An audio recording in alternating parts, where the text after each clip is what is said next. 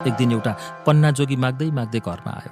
मेरो माइजूलाई देखेपछि उसले तेरो भाग्य यस्तो छ उस्तो छ भनेर भन्न थाल्यो। अनि माइजूले सोध्नुभयो, के तपाईँ साँच्चै भविष्य देख्नुहुन्छ कि त्यत्तिकै हावाको तालमा बोल्नुहुन्छ? मैले धेरै साधना गरेको छु, म सबैको भविष्य देख्छु, जोगीले भन्यो।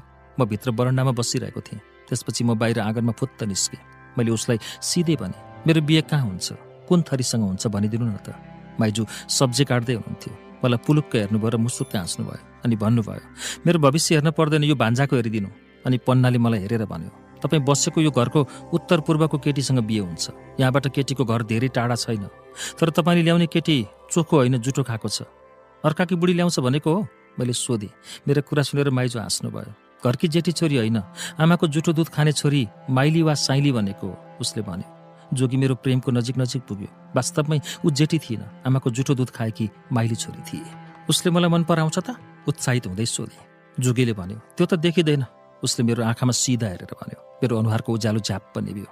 उसले मेरो अनुहार पढ्यो, मेरो मनको विज्ञान जान्यो अनि सोध्यो, तपाईँलाई त्यो केटी मनपर्छ त? साह्रै मनपर्छ, मैले भने। जोगीले भन्यो, चिन्ता नगर्नु, उपाय छ। म अक्षता दिन्छु। त्यो अक्षता त्यो केटीको घरदेखि यहाँसम्म छर्दै आउनुपर्छ। त्यति गर्न सक्यो भने तिम्रो बिहे त्यही केटीसँग हुन्छ, नत्र हुँदैन। उसले अक्षता मुठीमा लियो र के मन्त्र फुक्यो। मेरो हातमा अक्षता दिँदै भन्यो, यति काम गर्न सक्यो भने त्यो केटी 24 घण्टाभित्र आफै तिम्रो कोठामा आउँछ। त्यसबेला मैले त्यो जोगीलाई 1500 रुपियाँ दिएँ। पन्नाले आफूसँग भएको सबै आशीर्वाद मलाई दिए चाहिँ गर्यो। मैले त्यो अक्षता केटीको घर अगाडिबाट आफ्नो घरसम्म छर्दै छर्दै आएँ। 1 घण्टा बित्यो, 2 घण्टा बित्यो, 3 घण्टा बित्यो र 24 घण्टा पनि बित्यो। त्यो 24 घण्टा मेरो लागि यति लामो समय थियो कि कुरै छाडिदियो। जिन्दगीमा त्यति लामो समय कहिल्यै पनि भोगेको छैन। आज भयो, भोलि भयो, पर्सि भयो, हप्ता, महिना बित्यो, तर जोगीले भने चाहिँ केटी न मेरो कोठामा आई, न मलाई बोलाई, न मैले बोलाउँदा बोली। पन्नाले मलाई ठगेछ। प्रेममा परेको मानिसलाई ठगेर जानेलाई पाप लाग्नुपर्ने हो। त्यो जोगीलाई पाप लाग्यो कि लागेन? के गर्ने?